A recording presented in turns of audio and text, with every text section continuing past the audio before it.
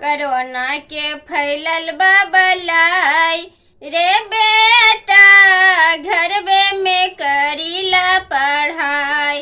Corona के फैलल बा बलाई रे बेटा, ऑनलाइन में करीला पढ़ाई। ऑनलाइन में ना करब पढ़ाई गे मम्मी, ऑनलाइन में ना होता पढ़ाई गे मम्मी, ऑनलाइन में ना होता पढ़ाई।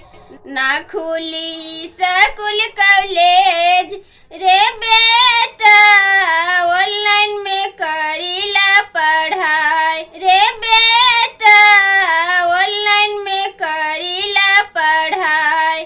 घर ही में ई स्कूल धराइब रे बेटा, घर ही में ट्यूशनी धराइब।